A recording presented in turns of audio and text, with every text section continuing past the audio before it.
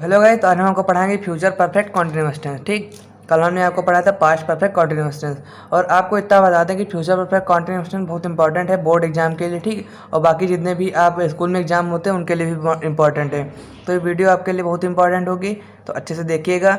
बाकी अगर आपको पूरा टेंस देखना है या फिर पास्ट परफेक्ट कॉन्टिन्यूअस टेंस या प्रेजेंट परफेक्ट कॉन्टिन्यूअस टेंस, ये सब देखना है तो लिंक आपको डिस्क्रिप्शन में मिल जाएगी, देख लीजिएगा। शुरू करते हैं future perfect continuous tense.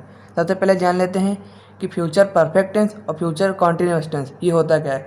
Future perfect tense में क्या होगा, अगर पहचान देखते हैं, फ्यूचर परफेक्ट टेंस की पहचान होती है चुकेगी चुकेंगे। ठीक, ये फ्यूचर परफेक्ट टेंस की होती है। फ्यूचर कॉन्टिन्यूअस टेंस की क्या होगी, रहा होगी, रही होगे, रहे होंगे। तो यहाँ पे फ्यूचर परफेक्ट टेंस की पहचान नहीं ली जाती है। ठीक, इसकी जगह पे क्या लिया जाता है, प्लस टाइम लिया जाता है। फ्यूचर परफेक्ट टेंस में टाइम नहीं होता है, लेकिन फ्यूचर परफेक्ट कॉन्टिन्यूअस टेंस ये पूरा एक मिलान होता है। फ्यूचर परफेक्ट का फ्यूचर परफेक्ट कॉन्टिन्यूअस टेंस का एक जोड़ा मान के चलते हैं। लेकिन यहाँ पे फ्यूचर परफेक्ट टेंस इसलिए लिया जाता है कि फ्यूचर परफेक्ट टेंस में ना टाइम दिया होता है ना ये पहचान होती है। तो ऐसा क्या है जो हम फ्यूचर परफेक्ट टेंस का ले लेते हैं।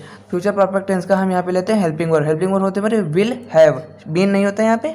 ठीक, विल हैव, शैल है, ये फ्यूचर परफेक्ट टेंस की हेल्पिंग वर्ब होती है। तो इसलिए हम फ्यूचर परफेक्ट टेंस लेते हैं, फ्यूचर परफेक्ट और फ्यूचर कॉन्टिन्यूअस टेंस लेते हैं। कॉन्टिन्यूअस टेंस की पहचान ली जाती है और परफेक्ट टेंस में इसकी क्या ली जाती है, यहाँ पे हेल्पिंग वर्ब। ठीक, कॉन्टिन्यूअस टेंस की पहचान और फ्यूचर परफेक्ट की हेल्पिंग वर्ब, ये दोनों मिला के बनता है फ्यूचर परफेक्ट कॉन्टिन्यूअस टेंस। अब देखते हैं पहचान, रहा होगी, रही होगी, रहे होंगे। ठीक, प्लस टाइम आ जाएगा। ठीक, इतना आपको बता देंगे।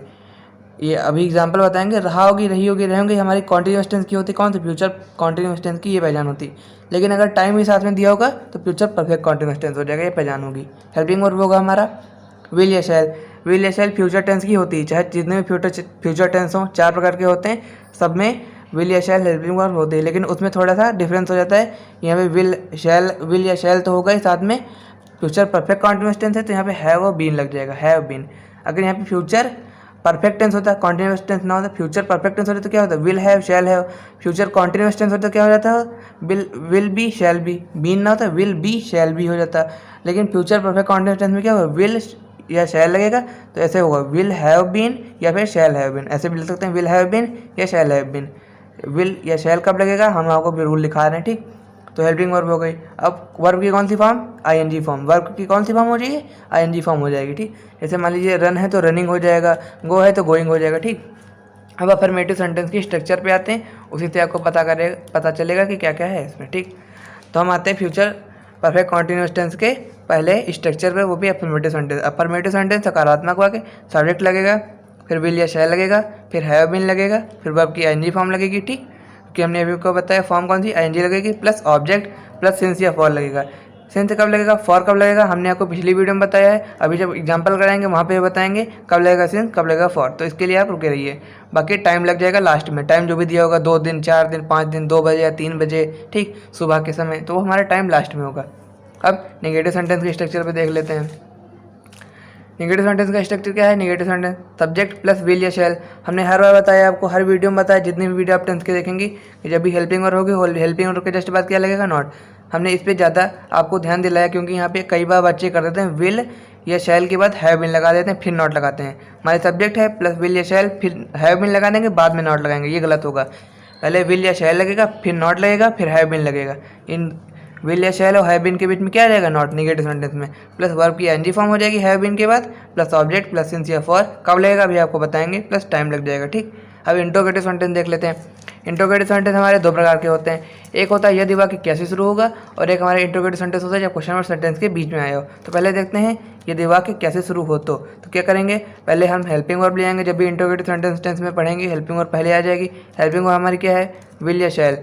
हैव बीन तो हेल्पिंग वर्ब है, लेकिन मेन हेल्पिंग वर्ब कौन सी होती है, फ्यूचर टेंस की। तो मेन जो हेल्पिंग वर्ब होती है वो हम आगे ले आएंगे, विल या शैल, प्लस सब्जेक्ट आएगा, फिर हैव बीन लगेगा। ठीक, विल या शैल के बाद हैव बीन नहीं लगेगा इंट्रोगेटिव सेंटेंस में। विल या शैल आएगा, फिर सब्जेक्ट आएगा, फिर हैव बीन लगेगा, फिर वर्ब आएगी के साथ आईएनजी फॉर्म। वर्ब की फर्स्ट फॉर्म के साथ आईएनजी लगती है, ना वर्ब की सेकंड फॉर्म के साथ आईएनजी लगता है, ना वर्ब की थर्ड फॉर्म के साथ आईएनजी लगता है। वर्ब की फर्स्ट फॉर्म के साथ आईएनजी लगता है, प्लस ऑब्जेक्ट हो जाएगा, प्लस सिंस या फॉर लगेगा, फिर टाइम लगेगा, लास्ट में क्वेश्चन मार्क लगाना मत भूलिएगा। अब हम आते हैं जब क्वेश्चन वर्ड सेंटेंस के बीच में आए तो वो वाला देख लेते हैं। ठीक है, तो यदि क्वेश्चन वर्ड वाक्य के बीच में है तो क्या करेंगे, पहले क्वेश्चन वर्ड आ जाएगा। ठीक, क्वेश्चन वर्ड के जस्ट बाद विल या शैल लग जाएगा। जब भी क्वेश्चन वर्ड सेंटेंस के बीच में आया होगा, को किस में, इंट्रोगेटिव सेंटेंस का दूसरा वाला है। एक होता है यदि वाक्य कैसे शुरू होगा, दूसरा होगा जब क्वेश्चन वर्ड सेंटेंस के बीच में आया हो। तो क्या पहले क्वेश्चन वर्ड लिख लेंगे, बाद में जो भी हमारा यदि वाक्य कैसे शुरू होने वाला स्ट्रक्चर था वो वाला लगाएंगे। क्वेश्चन वर्ड हो गया, इसके बाद विल या shall, subject have been, verb ING, object फिर सिंस या फॉर प्लस टाइम, ऐसे हो जाएगा। देखिए यहाँ पे अगर क्वेश्चन वर्ड हटा देंगे तो पूरा फॉर्मेट कैसा लगेगा, यदि वाक्य कैसे शुरू होने फॉर्मेट है। बस इसमें क्या हो जाएगा, शुरुआत में हेल्पिंग वर्ब के पहले क्या लग जाएगा, क्वेश्चन वर्ड लग जाएगा, बाकी सब वैसे रहेगा। रूल 1 है, मतलब रूल देख लीजिए, आई तथा वी के साथ शैल हैव बीन लगेगा। आई या वी होगा तो क्या लग जाएगा, शैल प्लस हैव बीन लग जाएगा। जब ये सिंगुलर सब्जेक्ट होगा, सिंगुलर सब्जेक्ट कौन से, ही, शी, इट, नेम, ये सारे सिंगुलर सब्जेक्ट हैं। उनके साथ यू तथा दे, अगर ये सब होंगे सब्जेक्ट, ही होगा, शी होगा, इट होगा, कोई भी नेम होगा, यू होगा या फिर दे होगा, उनके साथ विल हैव बीन लग जाएगा। ठीक, आई तथा वी के साथ शैल हैव बीन, इनके सब के साथ विल हैव बीन। तो ऐसे ही हम एग्जाम्पल पहले देख लेते हैं। पहला है एग्जाम्पल, वह 2 दिन से सो रहा होगा। ठीक, एग्जाम्पल है, नंबर 1 स्टेप, 10th पहचानना, पहचान देखेंगे ना, तो रहा होगा किसकी पहचान, फ्यूचर कॉन्टिन्यूअस टेंस की। ठीक, लेकिन जब भी फ्यूचर कॉन्टिन्यूअस टेंस आएगा तो क्या देख लेंगे, उसमें कोई भी टाइम तो नहीं दिया है, टाइम क्या दिया है, 2 दिन, तो कौन सा हो जाएगा हमारा tense, future perfect continuous tense. ठीक, अब टेंस पहचान लिया, सेंटेंस कौन सा है, वह 2 दिन से सो रहा होगा, क्या कौन सा सेंटेंस है, अफर्मेटिव सेंटेंस है, तो फ्यूचर परफेक्ट कॉन्टिन्यूअस टेंस का अफर्मेटिव सेंटेंस बनाएंगे। तो पहले आ जाएगा वह मतलब ही, अब क्या लगेगा, विल हैव बीन लगेगा कि शैल हैव बीन लगेगा, विल हैव बीन लगेगा। ठीक, विल हैव बीन, इतना हो गया। अब क्या वर्ब हमारा क्या है, सोना, सोना मतलब स्लीप, आईएनजी फॉर्म लग जाएगी है ना, तो स्लीपिंग हो जाएगा, वर्ब के साथ आईएनजी फॉर्म, तो स्लीपिंग।